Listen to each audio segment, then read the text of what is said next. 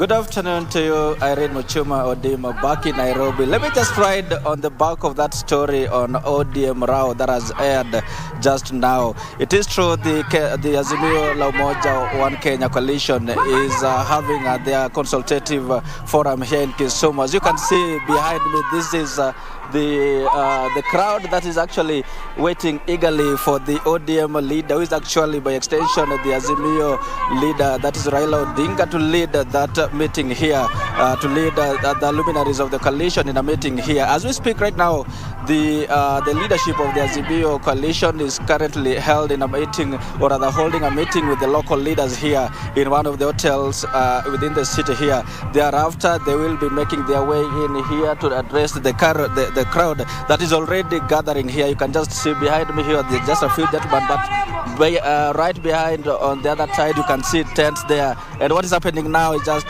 some sort of entertainment to keep the crowd here jubilant as they wait for the leadership of Azimio to lead this particular meeting here. Irene, just riding on the back of that story, you see a few weeks or a few days ago, we saw a section of the ODM members visiting State House to hold what they termed as pursuit of a development agenda with the President William Ruto, something that did not go down well with the leadership of the Azimio. And last Saturday, when the ODM leader and retired President Uhuru Kenyatta attended the burial of the late Professor George Magoha, they made clear that they will not tolerate disloyalty among members elected on the Azimio ticket. And also, after that meeting, they came to Kisumu, made similar remarks, and also yesterday in Kisii, in their rallies in Kisii and Nyamira, they made similar remarks. This is the first major meeting that the Azimio coalition is holding in Kisumu,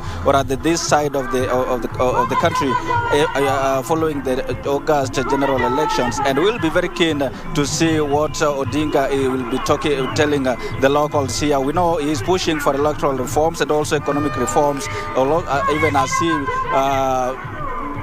gathers momentum actually to keep the government of the day in check, to see that the government of the day delivers on its mandate and promises to Kenyans. Well, like I've said, the leadership is currently held in a meeting with the local leaders here. Thereafter, they will be coming here to address the locals here, and they will be very keen to note every sentiment made here, and our listeners or other viewers can expect more everything about this meeting later on in our subsequent bulletins. For now, let me just hand it back to you, Irene, for continued coverage of the bulletin. Irene. Thank you, Kech. Weekly for Kech, reporting live from the county of Kisumu. This is Azimio La Umoja One Kenya coalition is holding a consultative forum in the region. Looking forward for more details in our subsequent bulletins.